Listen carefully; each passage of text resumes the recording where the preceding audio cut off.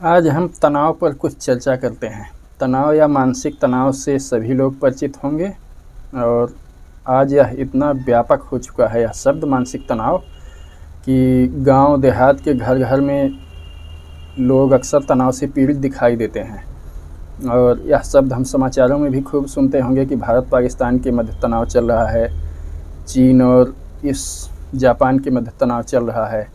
यह तनाव जो है आज के दैनिक जीवन में रोज़मर्रा का शब्द बन चुका है और दो पक्षों के बीच में प्रतिद्वंदिता या फिर मनमुटाव, झगड़े जैसी स्थिति जब एकदम से आमने सामने पहुंच जाती है, आमने सामने दो पक्ष किसी बात को लेकर आपस में दो विरोधी पक्ष आमने सामने इकट्ठे हो जाते हैं, तो लड़ाई से पूर्व की स्थिति, लड़ाई या झगड़े से पूर्व की स्थिति जो बनती है उसको तनाव की स्थिति कहते हैं।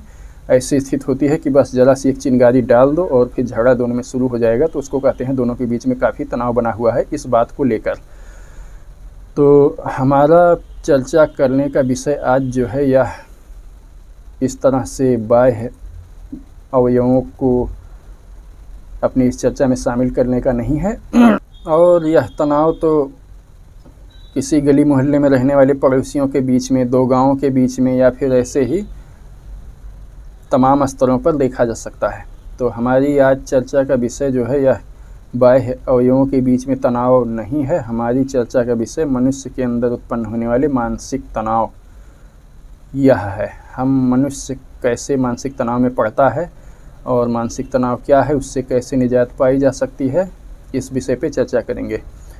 तो पहले देखते हैं, जैसे हम अभी पहले की चर्चा में देख चुके हैं बाह्य कारकों के मध्य तनाव, उसी तरह का तनाव मनुष्य के अंदर भी, मन में भी होता है। मनुष्य एक तो शारीरिक तल पर है, फिर एक मन है उसका। इन दोनों के मध्य आपसी सामंजस्य से मनुष्य के जीवन की गाड़ी चलती है। अगर मन मनुष्य का स्वस्थ होता है तो फिर वह उचित अनुचित का भान रखते हुए अपने दैनिक क्रियाकलापों को करता है और सुखमय जीवन व्यतीत करता है। अपने आसपास की परिस्थितियों से, अपने आसपास के मौक़ों से समुचित लाभ उठाते हुए उनका अपना जीवन यापन करता है। लेकिन अगर मनुष्य मानसिक रूप से अस्वस्थ है या फिर तनावग्रस्त है तो फिर उसके जीवन की गाड़ी फिर रुक सी जाती है और फिर बहुत ही पेचीदगी भरे तरीके से चलने लगती है और फिर आसपास के परिवार के लोग, समाज के लोग, आसपास रहने वाले लोग भी परेशान और पीड़ित होते हैं। जहाँ तक शारीरिक विकारों का प्रश्न है तो शारीरिक बीमारियों में जैसे बुखार है और अन्य सब बीमारियाँ हैं, इसमें तो जो पीड़ित होता है वही मुख्य रूप से ज़्यादातर भुक्तभोगी होता है। भुक्तभोगी तो पीड़ित ही सभी विकारों या बीमारियों में होता है, लेकिन अन्य शारीरिक व्याधियों और रोगों में उसके परिवार वाले कम परेशान होते हैं, उनको उसकी कम देखभाल करनी पड़ती है। जिस मुकाबले आदमी अगर मानसिक परेशानियों में फंस जाता है तो फिर पूरे परिवार और उस आसपास के मोहल्ले के लिए मुसीबत बन जाता है और उन सभी के लिए अच्छी खासी समस्याएं खड़ी करता है जिनकी कल्पना नहीं की जा सकती है। और एक समस्या है, अगर हम अपने आसपास देखें या अपने जीवन में ही देखें तो मनुष्य की लगभग 95% समस्याएँ मानसिक हैं। बहुत कम समस्याएं उसकी शारीरिक या फिर स्थूल होती हैं जिनके लिए कुछ किया जा सकता है। स्थूल या शारीरिक समस्याएं जैसे एक शरीर पे कोई समस्या हो, कहीं चोट लगी हो, बुखार हो इत्यादि हो, कोई रोग व्याधि हो, पेट संबंधी कोई समस्या हो, तो आराम से डॉक्टर के पास जाके उचित दवा लेके इससे निजात पाया जा सकता है। इन शारीरिक समस्याओं को ठीक से हैंडल किया जा सकता है, इनसे ठीक से निपटा जा सकता है। लेकिन अगर कोई किसी मानसिक समस्या में फंस जाता है तो फिर यह बहुत ही पेचीदा विषय हो जाता है, क्योंकि मानसिक समस्याओं के साथ सीधे तौर पर कुछ भी नहीं किया जा सकता है। आदमी एकदम से असहाय महसूस करता है और काफ़ी हद तक चिकित्सा पद्धति, जो आधुनिक चिकित्सा पद्धति है, यह मानसिक व्याधियों की आधुनिक चिकित्सा पद्धति भी पश्चिमी शोधों पर आधारित है। और पश्चिमी जो भी हैं मनोचिकित्सक, चाहे कार्ल गुस्ताव जुंग हों या फिर पुराने जो इसके मानसिक पश्चिमी चिकित्सा पद्धति के जन्मदाता माने जाते हैं, फ्रायड हों और इस तरह के तमाम लोग हों, इन सब ने पश्चिमी पागलों का अध्ययन करके इस मानसिक चिकित्सा पद्धति की आधारशिला रखी है। तो यह बहुत ज़्यादा कारगर जो है, मुझे नहीं लगता कि मानसिक चिकित्सा की शरण में गए हुए लोग फिर उस तरह से अच्छे ढंग से नॉर्मल होकर वैसा ही व्यवहारिक और सुखमय जीवन व्यतीत कर पाते होंगे। अगर आप किसी से कहिए कि फला आदमी जो है मानसिक समस्याओं में घिरा हुआ है तो वह एकदम से असहाय हो जाता है। उसको लगता है जैसे बात उसके हाथ से गई और वह इसमें कुछ भी नहीं कर सकता है। वह एकदम से हैरान परेशान हो जाता है, क्योंकि वह अपनी उस मानसिक समस्या को हटने के लिए कैसे करे, क्या करे, उसकी कुछ समझ में नहीं आता है। और इस मामले में आधुनिक पश्चिमी चिकित्सा पद्धति के आधार पर जो मानसिक चिकित्सा पद्धति विकसित हुई है वह भी बहुत ज़्यादा मदद नहीं करती। बहुत खर्चीली और बहुत ही ज़्यादा तमाम शारीरिक व्याधियों की चिकित्सा की तरह ही मानसिक व्याधियों की चिकित्सा के लिए भी ये पश्चिमी चिकित्सा शास्त्री जो है काफ़ी अब व्यवहारिक चीज़ें अपनाते हैं, जिनसे बहुत ही ज़्यादा कष्ट और तकलीफ़ होती है, खर्चीली तो है ही। तो अब हम देखते हैं कि ये समस्याएं होती क्या हैं। भारतीय समाज में बताया गया है कि अक्सर चाहे बौद्ध हों, जैन हों या फिर सनातन में भी बताया गया है, कुछ चीज़ों का त्याग करने के लिए, सुखमय जीवन जीने के लिए काम, क्रोध, लोभ, ईर्ष्या, मोह, मद इन सब चीज़ों का त्याग करने को बताया गया है। और फिर शारीरिक स्वास्थ्य के लिए भी ऐसे ही कुछ चीज़ बताए गए हैं कि सुबह जल्दी उठना और उस हिसाब से कैसे कैसे खाना है और अपनी दिनचर्या कैसी रखनी चाहिए, इन सब के बारे में विस्तार से बताया गया है भारतीय आयुर्वेद शास्त्र में, जो वेद का एक अंग है। तो भारतीय चिकित्सा शास्त्र जो विकसित हुआ है वह धर्म से बहुत अलग नहीं है। तो मानसिक व्याधियों के लिए भारतीय धर्म ग्रंथों में बताया गया है कि आदमी को चोरी नहीं करनी चाहिए, सच बोलना चाहिए और इस तरह से बहुत सारी चीज़ें बताई गई हैं। तो अगर आदमी इनका पालन करता है, अब हम लोग बचपन में जब ये सब चीज़ें पढ़ते थे, एक नैतिक शिक्षा की पुस्तक होती थी। नैतिक शिक्षा भी एक विषय के रूप में पढ़ाया जाता था 6, 7, 8 तक, प्राइमरी से लेकर 8वीं तक। तो उसमें हम लोग पढ़ते थे इन सब चीज़ों के बारे में और महापुरुषों के बारे में। तो हमें लगता था कि ये बताई गई हैं कि अगर कोई चोरी नहीं करेगा और ऐसे ही जिन बुराइयों का निषेध बताया गया है, अगर कोई ऐसा नहीं करेगा तो समाज स्थिर रहेगा, इसलिए बताया गया है। लेकिन मुझे बहुत बाद में यह पता चला ये चीज़ें बताई गई हैं ताकि व्यक्ति मानसिक समस्याओं के झमेले में ना पड़े और वह मानसिक रूप से स्वस्थ और सबल हो। बचपन जो है आदमी का, बचपन जो है वह जीवन का प्रातः काल होता है। फिर युवावस्था या प्रौढ़ावस्था जो है दोपहरी मान सकते हैं, फिर संध्या काल जो है बुढ़ापा और फिर उसके बाद रात यानी मृत्यु। इस तरह से हम मनुष्य के जीवन काल को समझ सकते हैं। तो फिर जो प्रातः काल या शैशवावस्था होती है मनुष्य की, उसमें जो है मनुष्य को शारीरिक और मानसिक रूप से सुदृढ़ बनना होता है शिक्षा और आचरण के द्वारा, ताकि वह जब गृहस्थ या समाज में जाए या गृहस्थ आश्रम में प्रवेश करे या समाज में जाए तो वह इतना सबल हो चुका हो कि दिन प्रतिदिन की आने वाली चुनौतियों का सामना कर सके, क्योंकि जीवन कठिन है। मेरी उम्र तक पहुँचे हुए लोग इस बात से सहमत होंगे, अपने जीवन को देखकर उनको समझ में आ चुका होगा। जो लोग मेरी वय के हैं, मेरी उम्र के हैं, वो समझ चुके होंगे, वो समझ जाएंगे कि जीवन वाकई कठिन है और अगर बचपन में अच्छे ढंग से इसकी तैयारी ना की जाए तो फिर बहुत ही तरह की समस्याएं खड़ी होती हैं पग पग पर, जिनसे निपटना लगभग दुष्कर हो जाता है, बेहद ही दुष्कर हो जाता है इनसे निपटना। इसलिए भारतीय स्वास्थ्य ग्रंथों में, धर्म ग्रंथों में बताया गया है कि शैशवावस्था में या फिर बचपन में मनुष्य को उत्तम आचरण और चरित्र का पालन करते हुए, उत्तम आहार विहार और आचार विचार का पालन करते हुए अब शारीरिक रूप से और मानसिक रूप से सबल बनने का प्रयास करना चाहिए। तो शारीरिक रूप से तो व्यायाम करते हुए, सुबह शाम टहलते दौड़ धूप करते हुए, बाहरी शारीरिक गतिविधियों में सम्मिलित होकर, योगासन करके, अच्छा आहार लेकर के हम शारीरिक रूप से बहुत आसानी से सबल हो सकते हैं।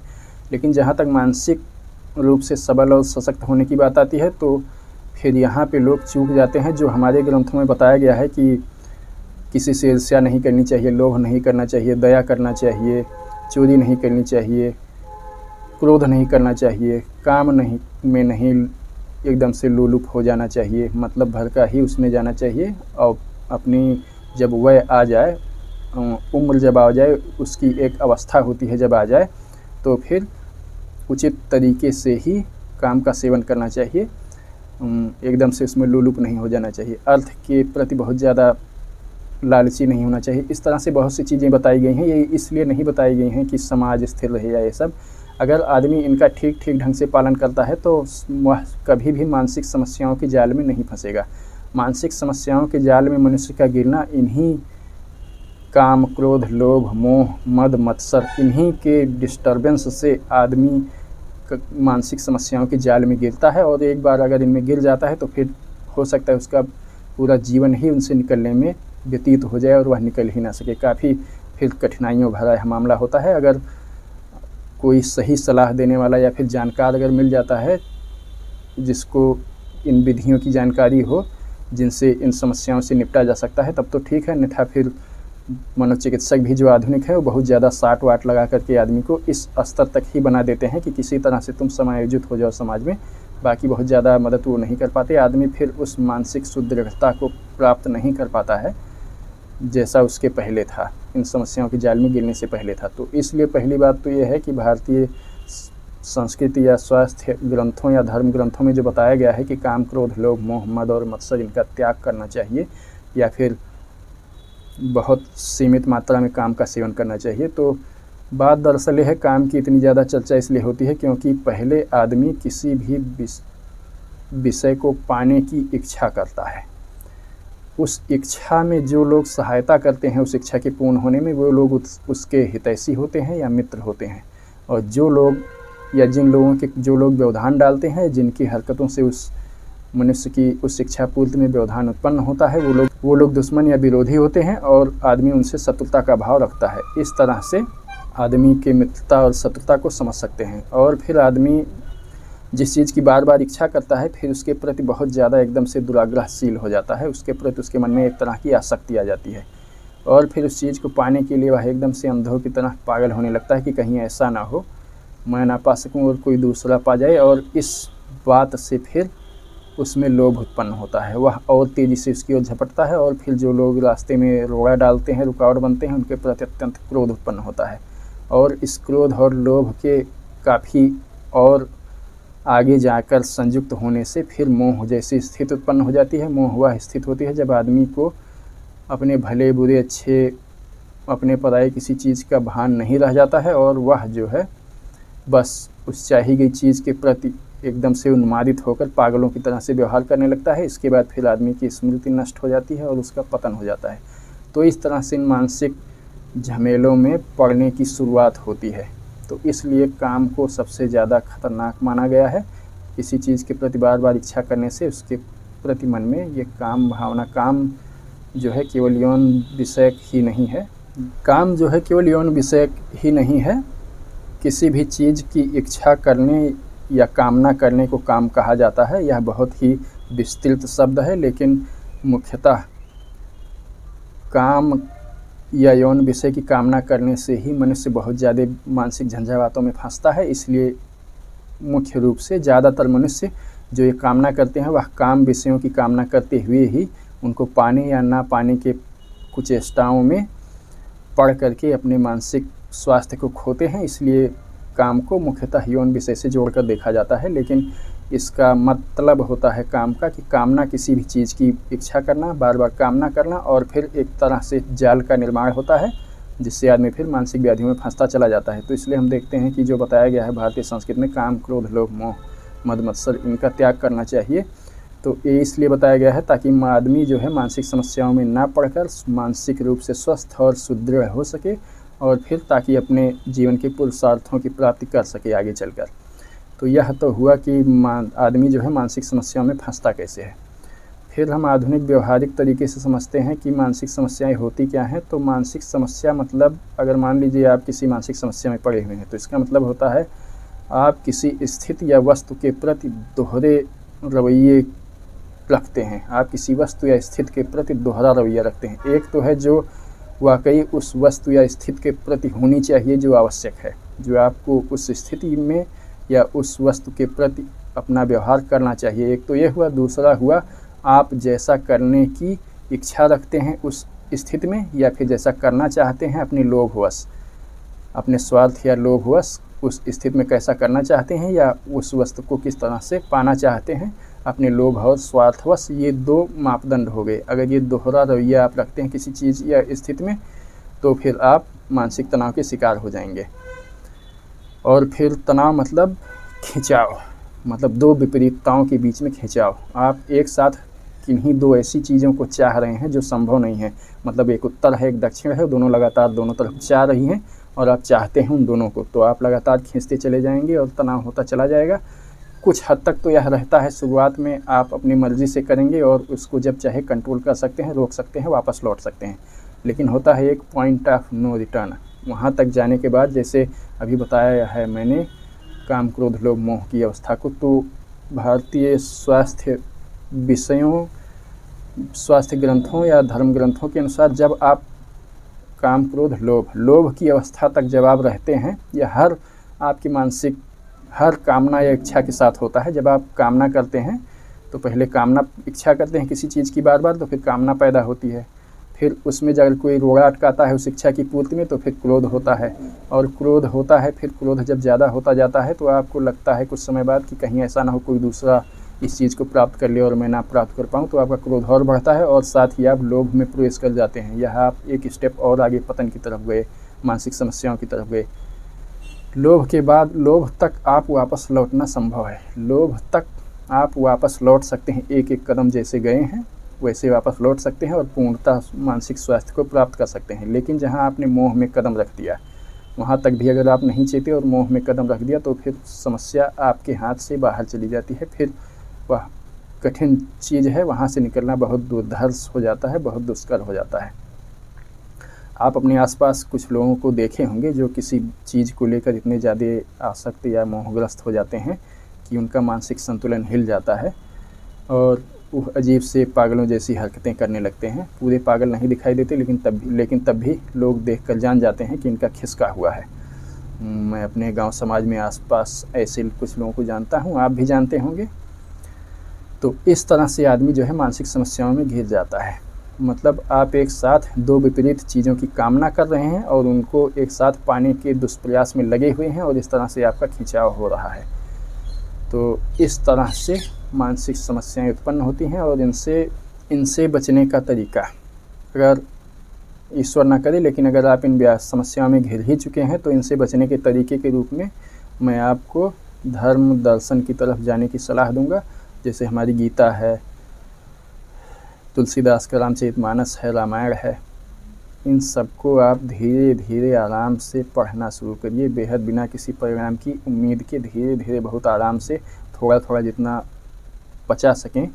जो हम पढ़ते देखते सुनते हैं, यह भी एक तरह का भोजन ही है। तो जितना हम पचा से, इसीलिए कहा जाता है कि अच्छा सुनो, अच्छा देखो, अच्छा पढ़ो।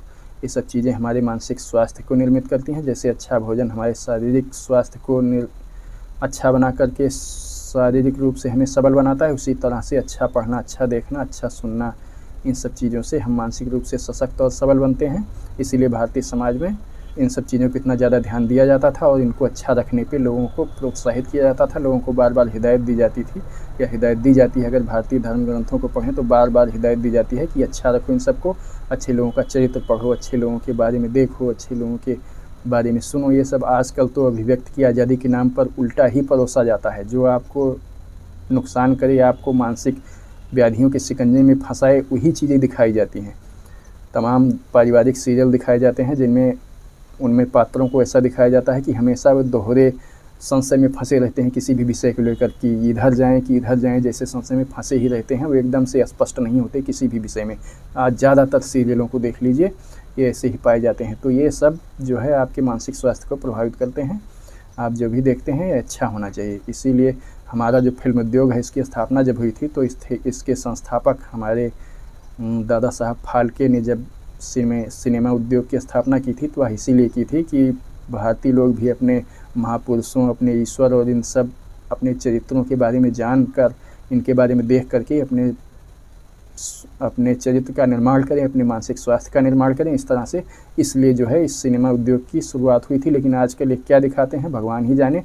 आप अगर इनको देखते हैं लगातार और बहुत ज़्यादा इन पे आँख मूंद के विश्वास करते हैं, आपके पास कोई अपना बैकअप नहीं है। जैसे मेरा तो मनोरंजन का साधन आज भी पढ़ना ही है। अगर आप इन मनोरंजन के लिए इन पे ही निर्भर हैं तो फिर समझ लीजिए कि आप चौपट हुए। मतलब आपका अपना व्यक्तिगत जीवन, मानसिक स्वास्थ्य और फिर पारिवारिक जीवन भी चौपट हो जाएगा इन मूर्खतापूर्ण कार्यक्रमों के और फिल्मों के चक्कर में। और ये सब इसी में लगे हुए हैं कि आप कैसे अस्थिर हो जाएं। भारतीय समाज और पारिवारिक संरचना और जो व्यक्तित्व है भारतीयों का, वह इतना सुदृढ़ है, इन्हीं भारतीय तौर तरीक़ों और शिक्षाओं के चलते कि क्या कहा जाए, ये मैकाले के समय से ही लगे हुए हैं इसको तोड़ने में, लेकिन अभी तक तो सफल नहीं हो पाए। लेकिन अगर हम ऐसे ही उदासीन बने रहे इसकी तरफ और इनकी अंधों की तरह इनका अनुसरण करते रहे इनकी बताई हुई चीज़ों का, तो फिर ये ज़्यादा देर नहीं लगेगी, ये हमें नुकसान पहुंचा देंगे। तो इस तरह से हम मानसिक स्वास्थ्य अपना सुदृढ़ रख सकते हैं। और अगर मानसिक समस्याओं में घिर ही गए हैं तो फिर आप योग करिए, ध्यान करिए, फिर इनमें समय लगेगा, लेकिन धीरे धीरे आप मतलब इनसे निकल सकते हैं। लेकिन बहुत धैर्य की आवश्यकता होती है। इसीलिए कहा जाता है कि फिर जहाँ तक संभव हो अच्छे आचरण का पालन करते हुए, अच्छे आचार विचार और अच्छे आहार विहार का पालन करते हुए शारीरिक और मानसिक रूप से स्वस्थ बने रहें और मानसिक समस्याओं में घिरने से बच जाएं। ये जो बताया गया है कि काम, क्रोध, लोभ, मोह, मद, मत्सर, इनसे बचो, चोरी मत करो, और सब तमाम चीज़ें जो अस्तेय, अपरिग्रह और ये सब चीज़ें बताई गई हैं, ये सब इसलिए बताई गई हैं कि अगर आप इन पे रोक नहीं लगाएंगे तो अपरिग्रह माने जैसे बताया गया है भारतीय समाज में कि आवश्यकता से अधिक वस्तुओं का संग्रह नहीं करना चाहिए। तो जैसे आज हम पश्चिमी व्यापारियों या फिर धन कुबेरपतियों, उद्योगपतियों या फिर पूंजीवादियों को देखते हैं, ये संपत्ति को इस तरह से बढ़ाने में लगे हुए हैं कि संसार भर के संसाधनों और संपत्ति पर कब्जा करते जा रहे हैं और लोगों के लिए बच ही नहीं रहा है कुछ। तो यह इसलिए बताया गया था कि आवश्यकता से अधिक चीज़ों का संग्रह मत करो। भारतीय समाज में बताया गया था कि अगर इसको नहीं मानेंगे तो फिर कोई धार्मिक नियंत्रण इस पर नहीं होगा या नैतिकता का कोई नियंत्रण नहीं होगा, तो फिर इसका कोई आर पार नहीं है। कुछ लोग जो काफ़ी एडवांस हैं किसी तरह से, मतलब राजनीतिक या फिर किसी तरह से जिनको काफ़ी एडवांसमेंट प्राप्त है, वो इतना ज़्यादा इन चीज़ों का संग्रह कर ले जाएंगे। जैसे आजकल हम देख रहे हैं, जैसे माइक्रोसॉफ्ट वाले हैं या फिर कोई भी हैं, पश्चिमी तमाम उद्योगपति हैं जिन्होंने लगभग इस तरह से बहुत से संसाधनों पे कब्जा कर लिया है। तो ऐसा ना होने पाए इसलिए भारतीय समाज में बताया गया था, एक तो आप पागलपन की हद तक ना चले जाएं किसी चीज़ के संग्रह में, इसलिए बताया गया था। दूसरा बताया गया था कि अगर आप अपनी आवश्यकता से अधिक चीज़ों का संग्रह कर लेते हैं तो हो सकता है समाज में और लोगों की आवश्यकताओं की चीज़ें भी आप लेके उन पे कुंडली मार के बैठे हों। तो इसीलिए भारतीय समाज में दान की व्यवस्था थी कि अगर आपके पास कोई चीज़ आवश्यकता से अधिक है तो उनको उन लोगों को बांट दीजिए जिनको समाज में उन वस्तुओं की वाकई आवश्यकता है। इसलिए भारतीय समाज में दान की इतनी महिमा है। तो हम आज, अगर आपको अच्छा लगा यह चर्चा तो फिर नीचे कमेंट करके बताइएगा, फिर हम इन विषयों पर और आगे चर्चा करेंगे। इस पूरी चर्चा में इनसे निजात पाने के तरीक़ों पे बहुत ज़्यादा चर्चा नहीं हो पाई, लेकिन अगर आप चाहते हैं इस पे दोबारा चर्चा करें तो कमेंट में अवश्य अवगत कराइएगा।